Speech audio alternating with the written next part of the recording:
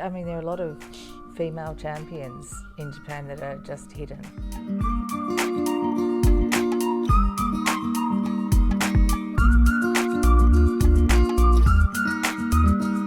Sally, I want to thank you so much for taking the time to be here this morning. Thank you for inviting me to come and join you. Listen, I tell you, I wanted to change the podcast around a little bit. I usually ask everyone about their lives and stuff. But let's talk about Japan. Great. All right? You've been in Japan for how long now? 24 years this year. 24 years? Yeah, almost half my life. Okay, so tell me, what brought you to Japan? So I came over in 2000, just before the Sydney Olympics. So it was a Summer Olympics, so stinking hot here in Japan. And I came to teach English for a year. And I did that and stayed on, and now I'm doing something totally different. But that was why. How long did you teach English? So I taught for a year, and then I went and did a Japanese language course where I still kept teaching, but it was part-time while I studied. Yeah, but I'd been to Japan previously, a long time before that, on a school exchange. So I had the kind of Japan interest. Had they started pushing Japanese studies and stuff in Australia when you were there? Yeah, like my generation, I think, so I'm 48, and my generation, there's a number of people who would have started Japanese at high school. Right. And then it kind of flicked over to more Chinese or Indonesian, which is really to the detriment of, relations now, I think, because there's this whole generation, this whole gap of no Japan knowledge, unfortunately. But I remember Australia, I think it was in the 80s. Yeah. When Australia really started pushing a Japanese drive. Because they would come over here for speech contests and blow people out the water. Yeah. And it was just unreal because Japan had, prior to that, this aura of how difficult it is to speak Japanese, and you don't worry about it. We don't expect you to ever be able to speak it. And all of a sudden, all these little blonde-haired girls and guys would come over here from Australia, and if you did not look at them, you would not know you were listening to a foreigner. That's how well they spoke Japanese. Yeah. Because I think they started in elementary school, didn't they? Yeah. Yeah, that's right. So we started in elementary school. My cousin, who is from the Clare Valley, and he went to a school with about 5 kids in it, and they were all in one class. That's how small it was.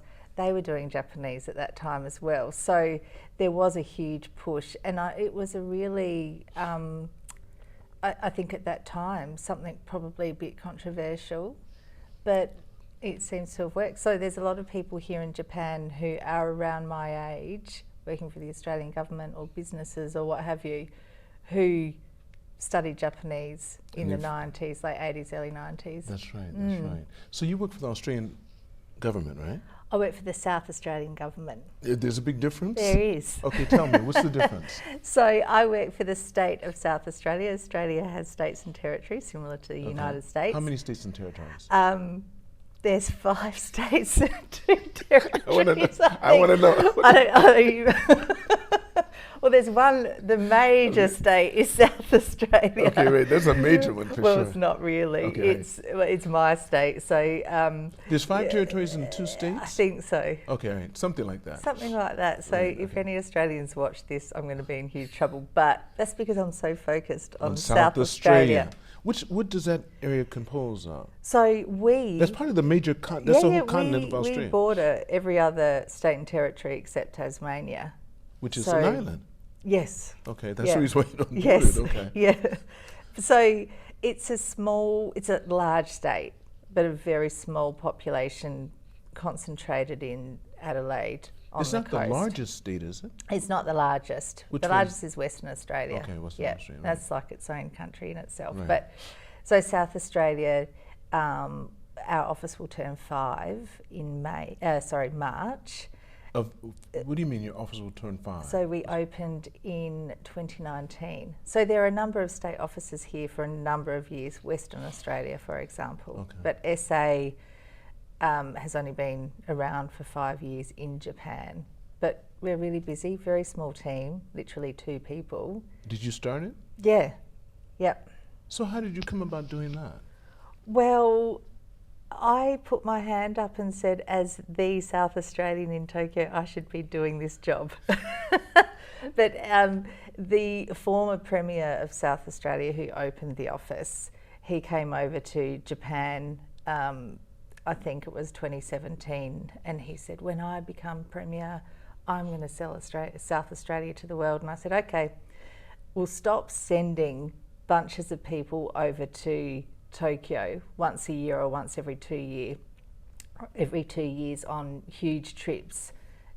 Put that money into opening an office, because you can't get anywhere in Japan unless you've got people on the ground. And he said, okay. And then he did it.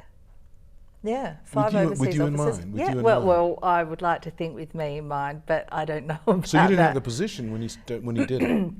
No, but... So how'd you go about getting the position? What'd you do? So, well, I applied for the position, and I said, I've been doing this role for the past 19 years. Unofficially? As unofficially the Right. SA ambassador, because that's my home state. Right. And I said, I'm the perfect person for this role. I've never been more confident about something in my whole entire life. And they said, okay, see how you go. How old were you when you started? 40, how old am I now? 48, 43, 42, 43. yeah. Okay. So you told me you're married as well? Yes. And you have one child? Yes. How old is your child? He is 9, he'll be 10 this year. So Okay. he's a little Japanese-Australian boy. So your husband's Japanese? Yes. How long have you been married? We've been married. These are lots of tricky questions. That's right. That's right. So how long have I been married? Not 12 years, I think. And your son is 9? Yes. So was that intentional? Yes. Okay. Yes. Do you mind telling us why? I thought I want to have a child. I didn't at one point. I thought I'm going to be fine not having a child. And then my husband, he didn't put any pressure on me. No one put any pressure on me. You know, some people say their parents are like, you know, when am I going to have a grandchild? And I remember saying to my mum, will I regret not having a child? And she said, I think you will. And I said, okay then. And then it just happened. Yeah, and now I have this beautiful little boy. I can see in your face that you're so pleased. Yeah, I am. That's beautiful. Yeah, he's a little treasure. That's beautiful. Yeah. That's beautiful. Yeah. So what is it like for you in Japan? I mean, prior to that, what were some of the things, or some of the things you found different than you? Had you ever worked in Australia, South Australia, before you came? No, because I went from university to, I took, you know, some time after that to go to the United Kingdom. So Australia has this, you know, historic relationship with the United Kingdom. So I did a working holiday in London, and then I came back to Adelaide, and I was almost 25 and thinking, what am I going to do with my life? How long was that working holiday? 2 years? 2 years. Okay. Yeah, yeah. So, and then I thought, I'll go to Japan, and then life really, it was just the right decision. But had you Not already knowing it at the time. Had you already learned to speak Japanese? Yeah, yeah. However, I thought my Japanese would be sufficient, but it wasn't. So that's why I decided to really knuckle down and study properly. How did you find out that it wasn't sufficient? Well, I blew a fuse in my apartment by having the hairdryer, microwave, and all these electrical appliances on. That's at here in one Japan? point in Japan, and I couldn't explain what had happened. So that was kind of the push, I think. And I thought, okay, I'm here, my Japanese is a bit crappy. You're here in Japan, just get stuck into it, and that's what I did. Okay, so how was it for you? I mean, there's a woman over here, you're always a blonde? Yes. And you came over here, blonde, and you're really tall too. Yeah. Right? Yeah. So you stand out. Yes. What was it like for you? Well, when I first came out, I lived in this kind of, not a country town, it was in Saitama. So I worked in Ikebukuro and I lived 20 minutes out. And it was like no one had ever seen a foreign person before. And I have had many interesting experiences, not all fantastic. Let's start off with the first. Let's start off the first. When it first started happening, tell me about those experiences. What was that like? I had people just taking photographs of me on the train, and that kind of staring. And what would you do? What would you do? Well, I would move, or I would just try and ignore them. Were you annoyed? Were you annoyed by it? Not really, because I thought, well. So you never would turn around and go? No, I would never do that. You never do that? Now I think I'd probably go. You did that? Okay. I didn't at the time. I just kind of ignored it. I think, it was something that I didn't really notice. It was as noticeable until I'd be walking with my mum or friends, and they'd say, "Do you know that everyone is staring at you?" And were you taller than your mother and your friends? Yeah. Okay, so it was your height and everything. Okay. Yeah. So, and then being out in kind of a country-ish area, and then when I moved to Tokyo to go to university, and at my university I was the only white foreign person, and they all thought I was German. Okay. Yeah. That's right. They have that stereotype of the tall, big German blonde hair. Yeah. Right. Yeah. That's right. Yeah. Oh. So when you spoke, it took them for a little bit of a. Well, because we were speaking in Japanese. That's right. And so they couldn't tell. Yeah. And it wasn't until a teacher said to me, or she said to a class I was in, she said, "Sally Townsend from Germany knows the answer to this question, but you don't." And I thought, oh wow, okay. And then people would say, "Oh, Sharapova. Remember Sharapova, the tennis player?" Yes. So I had long hair and used to wear it in a ponytail, and that was my nickname. Yeah. But usually at that time, so this is the 90s? This was 2000. 2000. Okay, so 2000. So 2003, I moved to Tokyo. I don't know what it's like now, but when I came in the 70s and 80s, foreigners would get together. Yep. Did they do the same while you were here? Or did you avoid? But we always had a few people that would say, I'm staying away from the foreigners. Yeah. Not really. I mean, I worked with a whole bunch of them, and then when I was at university, the other foreigners were Chinese and Korean and Mongolian. Oh. Yep. So that's who I hung out with. And then when I moved into my first job after graduation, that's when I started getting involved in the Australia Society in Tokyo, and it was more about selling my wine. First of all, I was working for a wine importer, so I wanted to get into the community to find private customers or events where I could sell the wine, and then that community. The Australians are fantastic when they're overseas, I think, because they want to get together and celebrate Melbourne Cup and Australia Day and all of that stuff.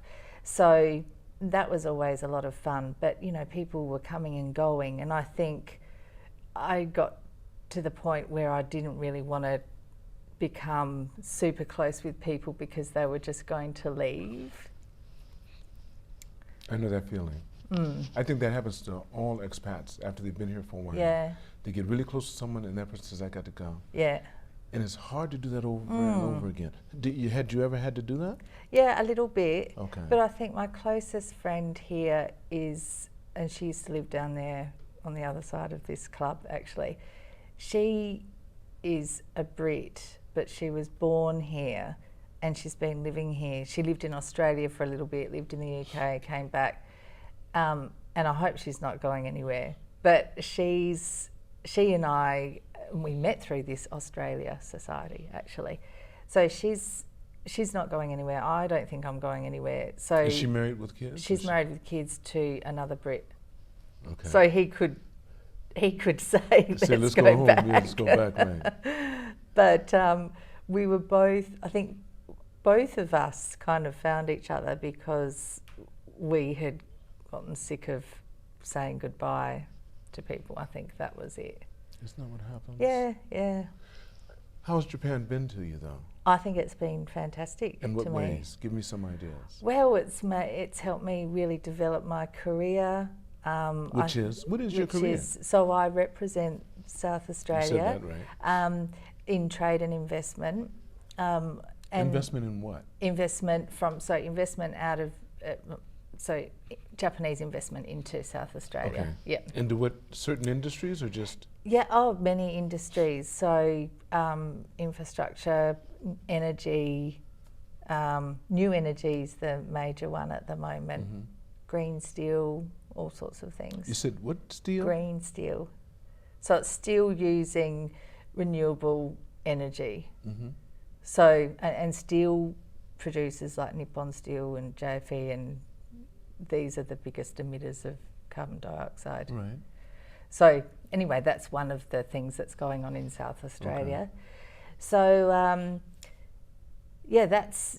and I couldn't have, I don't know how I could have had this job representing my state so well in another country. I think I absolutely love it here, and for all of these weird things that happened to me as a, foreigner, I think there's only been about 1 or 2 times where I felt scared in Japan, and that was, I recall one time being followed off a train, and I live in an area where there's korbans everywhere and embassies and stuff, so it's a really safe area to be at night. And I walked to a korban as he was following me, and that was the only time I felt like, God, this person can see where I'm going. Why is he still behind me? But that's about it. It's really fun. I laugh about it, and that kind of violation or in some cases assault is no laughing matter. But I think if it were anywhere else in the world, it would be a different story. Don't you think? Yeah. Yeah. I felt that as an African American in America. I remember up until I think maybe the late 80s, I could go to the States and people were afraid of me. Right. That was okay. Yeah. I didn't mind that, because if I'm walking down the street, they'd get on the other side. That was cool with me, because I wanted them to go on the other side. Okay. Then after they had an incident in the U.S. where some kids shot up a school or whatever, everyone started to become afraid of everyone. And I saw that change, where it's no longer they're afraid of me, a man, black, tall. They're afraid of everyone. Yeah. That changed everything for me. And I said, why would people really want to stay in that if they didn't have if they had a choice? Yeah. Yeah. Australia, I don't think it's quite the same. It's a little safer. Yeah, it is. It's a little safer. But people tend to have more independence about their craziness, I guess. Yeah, so that's true. Australia, I think Australia, I mean, to its credit, they don't kind of chuck their crazies out onto the street like they tend to do in other countries. But I mean, Australians, and I don't know if you want to go down that path, but they I think they take care of their vets and that kind of thing. So, that's right. But I wouldn't walk around parts of Adelaide at night. No way. And Adelaide, in comparison to Tokyo, is where I'm from. Adelaide is a small country town, but here, it's great. I love it. My child, he goes to the park. He's in the park all day. He goes to gakudo. He goes to karate. He goes to volleyball. And the kids are coming back at 10 o'clock at night, sometimes 11 o'clock. And I've seen little girls doing this in their uniforms. Yep. No issues. No issues. And if they are, Japan does a great job of not publicizing it. They don't make it something that runs over and over and over. I remember we had the earthquake, the Tohoku earthquake, and my mother wrote me as soon as it happened, And she said, leave Tokyo. And I wrote back to her and I said, Mother, the only drama to be found in Tokyo is on CNN. Yeah. Yeah. Because if you looked up there, red letters, tsunami, earthquake, and it kept on every few seconds. It was constantly repeating itself, and it happened once. It's not like, but it kept on going for weeks. Yeah, yeah. You know? No, I had the same, people said to me, you've got to come home. And I said, what for? And what, leave my house, and do I take my mother-in-law, and what about my brother? So I just leave everyone here to kind of, you know, stay in this horrible, dangerous place while I escape to Adelaide. No. Which is just what you were trying to escape. Exactly. I was here, and I say. Oh, okay. So tell me some of the things that you enjoy. I know what's good about Japan. Most people do, but it's good to hear it from you. When did you start to change?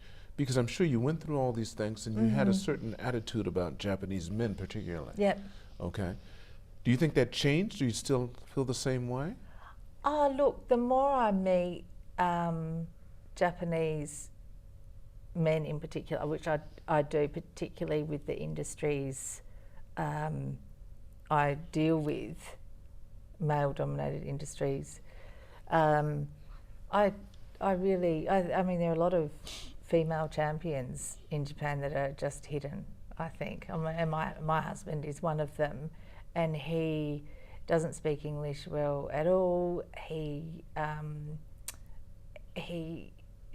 works in a hotel, and he's 45 years old, and you would think that he would be stereotypical of someone who would perhaps not be a super supportive husband, because people think this is what Japanese people are like.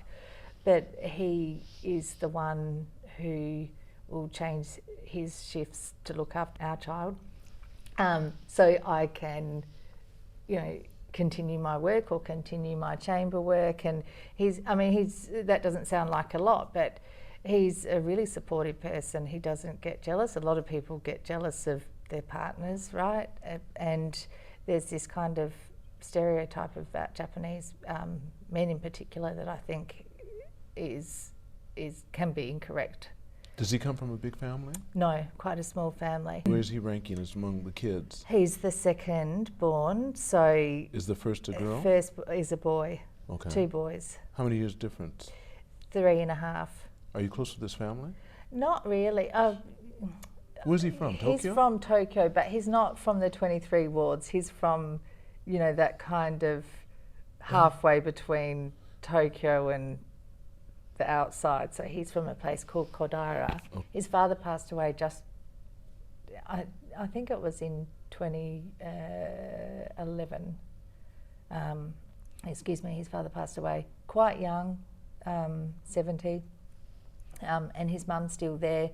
He's got relatives up north, and they're not super close. We see each other New Year. Were they at the wedding? They were at the wedding. Okay. Yeah, they were at the wedding, which was lovely. But because we have one child, my brother-in-law doesn't have a child. He's married, but they don't have any children. Same at the time of marriage, basically? Yeah. Okay. Yep. So they have, you know, Sammy, and he's the treasure of their lives, I think. It's really... Oh, as a nephew? My little boy. Oh, so they're close to They're him? really close. So that's brought everyone closer together, I think, having Sam. Does he look more like you or your husband? He now looks like me. He's dark though, like dark eyes, dark hair, but I see myself in him. What about his eyes? Big eyes. What color? Brown. Okay. Yeah, really brown. And there's no one in my family with brown eyes from way back. Well, what about your family? How many siblings do you have? I've got one sister, younger sister. How many years difference? We're 3.5. So we are the same as my husband and his brother. She doesn't have kids? No, she doesn't. She's married? Not married. She has a dog. Okay. Yeah. Wow. She's over here a lot. She likes to come to visit me. you? Yep. Do you guys look similar? We do. I think... In height too? No, I'm like a foot taller than her. So we always tease my mum, like, what were you doing when you were pregnant with Zoe? But you were with, your mom and dad still together? Yep. They're doing okay? Yep. All yep. right, that's beautiful. My mum will be here next week. Okay. Yeah. Oh, they're that's over beautiful. a lot. Yeah. She's really going to love lucky. this podcast. Yeah, she You should tell her, will. you should say hello to your I mom. will. She's I right there, will. this Hi, camera Mum. Yeah, no, she will. That's beautiful. Yeah. Well, look, Sally, before I end the podcast, I always like to ask the question. If you were to go back into time and meet the younger Sally, Yep. and to give her advice based upon your experience now, what advice would you give her and how old would she be? Oh, what advice would I give the younger Sally? I think I would say just have more confidence. That would be my advice, because and I think this is probably the same for it's rare that you have a really confident person, in their teens or early 20s, right? And it kind of came to me in my late 30s, I think. But I would say have more confidence, because you've got nothing to lose. They're only going to say no. People are lucky to know you. This is what my nana always said. Sally, they're lucky to know you. And if I have a kind of moment or a somewhere where I think, no, that person's lucky to know me. That was beautiful. So I would say that I'll drill that into my younger self. I think it's already drilled in you. Yeah. I think she had it anyway. Yeah. Thank you so much, Sally. Thank you, Lance. Thank you you. very much.